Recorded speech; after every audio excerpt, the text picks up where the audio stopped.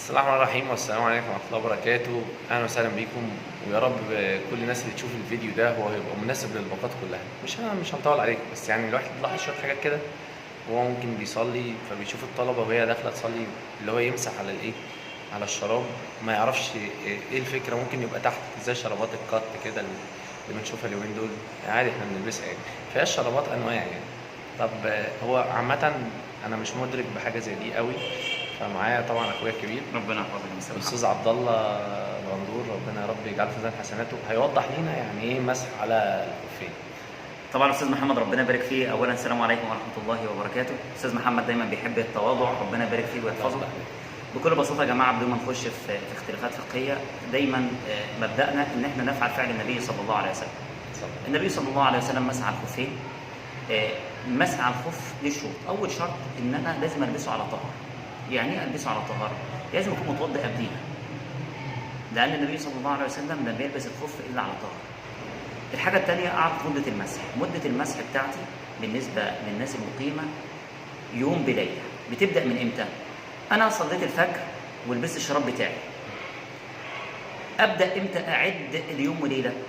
ابدا اعد اليوم والليله من اول بعد حدث عملته. يعني مثلا انا صليت الفجر ومتوضي ولبست الشراب، وجيت قبل الظهر رحت دخلت الحمام وهتوضى، هتتحسب من اول امتى؟ من الساعه مثلا كان الساعه 11:30 الصبح، يبقى هتبدا من الساعه 11:30 الصبح لتاني يوم 11:30 الصبح الا 5 قبلها ب5 دقائق ينتهي وقت ايه؟ يعني 24 ساعه. 24 ساعه، مش زي ما الناس معتقده ان هم لازم 5 فروض، لا، معاك 24 ساعه. حتى لو انت قبليها مثلا، يعني قبل البتاع دي ضليت عليها تصلي، ممكن تصلي بيه 9 فروض كمان. ده لو انت ضليت على ايه؟ طهارتك. دي النقطه المهمه بقى واللي بيتكلم عليها الاستاذ محمد الله يحفظه، ان احنا الشرابات، نقطه الشرابات. دلوقتي يا جماعه الشراب لازم يغطي الكعب. المقصود بالكعب اللي احنا بنسميه في اللغه العاميه اللفظ اللي هو بيكون تقيل شويه، بس الكعب بكل بساطه العظمه الظاهره بين مفصل القدم والقدم نفسه اللي هو الساق. دي العظمه اللي بتكون ظاهره في الجنب دي، لازم يكون مغطي الكعب عشان يطلق عليه لفظ ايه؟ جورب، اللي هو الشراب. يعني مثلا الشرابات اللي هي تحت الكعب ما تنفعش. دي ما تنفعش. ان احنا برضو زي ما انا مثلا بنلبسها، بس لما اجي البسها ما ينفعش امسح عليها. يبقى انا لازم اقلعها واتوضى، ما ينفعش امسح عليها. اللي هي بتكون اقل من تحت، اللي احنا بنسميه في اللغه العاميه بز الرجل بيقولوا عليه ده. لكن غير كده ما ينفعش، لازم يكون فوق، يعني لا يغطيه، لازم يغطيه. اما بالنسبه القطع البسيط ما فيش مشكله، لان كما يعني قال احد التابعين ما زال وهل كانت جوارب المسلمين كانت بدون خروق؟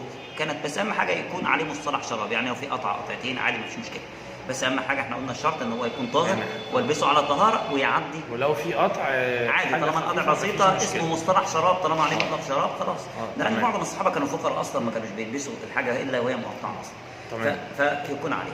وربنا سبحانه وتعالى ينفعنا واياكم ويجزى خير كل من. هو اخر نقطه، بنشوف مثلا لاعيبه الكوره في المعسكرات وكده، ممكن هو يصلي بالشوز اللي هو لابسه، يعني بيغسله كويس جدا. ده جميل جدا، ودي من السنن اللي ممكن نعمل لها او نقولها دلوقتي سريعا او مش عايزين نطول.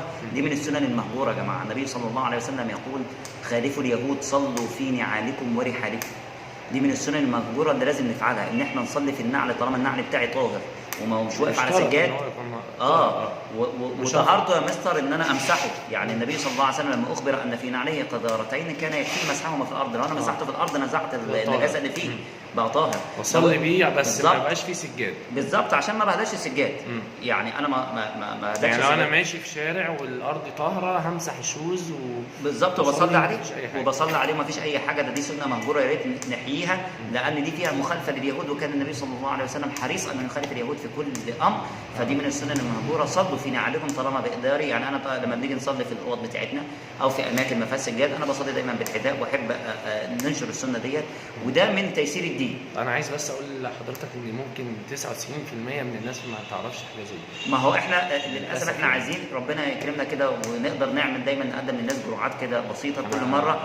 ربنا ينفعنا جدا، احنا اسعد والله حاجه زي دي، وان حضرتك لبيت الدعوه. ربنا يبارك فيك. ربنا يخليك، وان شاء الله كذا حاجه كده نعملها خفيفه. ده شرف لينا يعني. وربنا ينفع بيها يا رب، يجعلها في ميزان حسناتنا يا رب جميعا ان شاء الله. اللهم امين. ربنا يعزك. السلام عليكم ورحمه الله. عليكم السلام.